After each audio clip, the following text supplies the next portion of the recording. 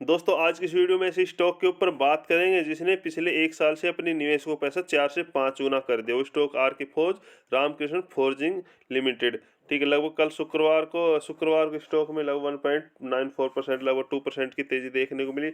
1 month का chart देखते तो कोई खास रिटर्न नहीं, 6 मंथ का चार्ट देखते 76% और 1 ईयर में देखते तो 186% और मैक्स 5 ईयर का चार्ट देखते तो इसने 634% का रिटर्न दिया है। और पिछले साल जैसे स्प्लिट वगैरह हुई थी, जो 10 रुपये की फेस वैल्यू 2 रुपये कर दी गई थी, तो स्टॉक शायद जून जुलाई के लगभग ट्रेड कर रहा था 150 से 160 के बीच में कर रहा था। ठीक है, तो उस लेवल पे हमने खरीदारी की थी, प्रॉफिट कमाया था शॉर्ट टर्म के लिए।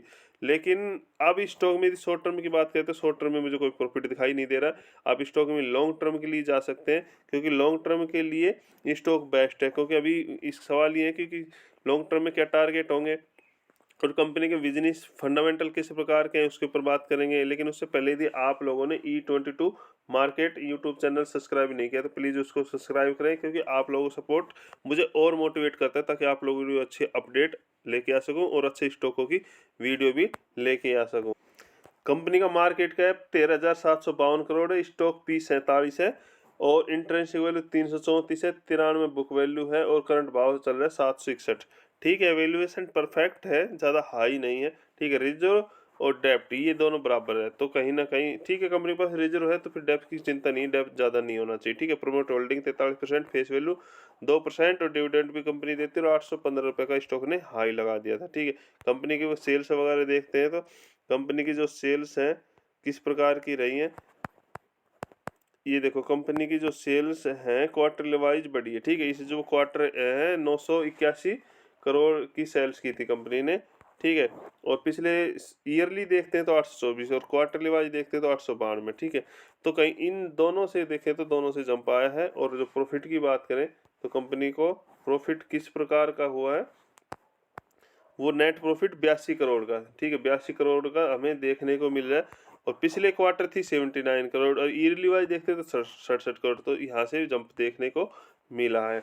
तो अच्छी बात है, कंपनी का जो प्रॉफिट है सेल्स है उसमें धीरे धीरे बढ़ोतरी हो रही है। और कंपनी का जो है BSE वगैरह पे देखते हैं तो ये स्टॉक में ASM लिस्ट में स्टेज 1 में डाल रखा है सेबी ने, क्योंकि जब भी कोई स्टॉक अनुमानित तौर से ज़्यादा भागना शुरू करता है तो सेबी उसको अपनी कड़ी पाबंदी में रख लेता है कि स्टॉक में अचानक से बार बार लंबी तेजी क्यों आ रही है। ठीक है, तो इस कारण से है, लेकिन कोई दिक्कत नहीं है, क्योंकि अभी भी जो अपर सर्किट और लोअर सर्किट है वो 20% दे रखी है इन्होंने। ठीक है, तो 20% दे रखी है, चिंता वाली बात नहीं है। ठीक है, और कंपनी का यदि वॉल्यूम वगैरह देखते हैं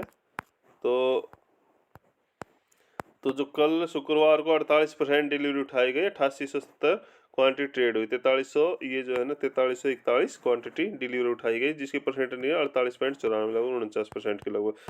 और ठीक है, स्टॉक को होल्ड रखो। बिजनेस की बात, जो पिछले अभी जो 4 अगस्त में अपडेट निकल के आई थी, ठीक है, कि रेल के पहिए आयात नहीं होंगे, उसके बाद स्टॉकों में और तेजी देखने को मिलेगी। यानी कि जो इंडियन गवर्नमेंट है वो रेल के पहिए विदेशों से आयात नहीं करेंगी, वो यहीं से बनाए जाएंगे। उसके लिए कौन सी कंपनी, टीटागढ़ रेल और रामाकोट फोर्जिंग दोनों ने कितने लगभग 15.40 लाख रेल व्हील्स के लिए कॉन्ट्रैक्ट साइन किया, जिसकी वैल्यू कितनी है 12 12,226 करोड़। ठीक है, और ये 20 साल के लिए 20 साल तक कंपनी पहिए बना के इंडियन रेलवे को देगी। ठीक है, ये बड़ा साइन अप है, बड़ा कॉन्ट्रैक्ट है 20 साल के लिए।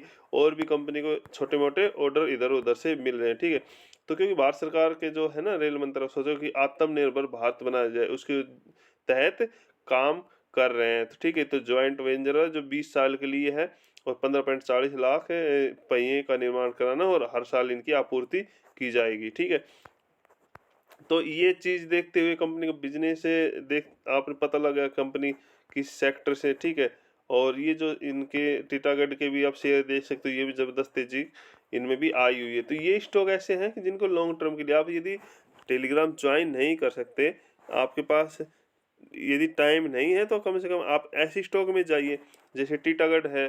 ठीक है, और ये जो टीटागढ़ है रेलवे का जो भी है, जैसे टीटागढ़ हो गया, ठीक है, आर के फोर्ज हो गया, साथ में इरकॉन, IRFC और जो है ना आरवीएन, इन स्टॉक को आप लॉन्ग टर्म के लिए जा सकते हैं। यदि गिरावट जब होती है तो स्टॉक में या जो स्टॉक है मार्केट में दबाव होता है, जब स्टॉक में गिरावट होती है तो उस समय आप स्टॉक को खरीदिए और लॉन्ग टर्म के लिए जाइए। ठीक है, यदि और कोई सवाल हो तो कमेंट करिए।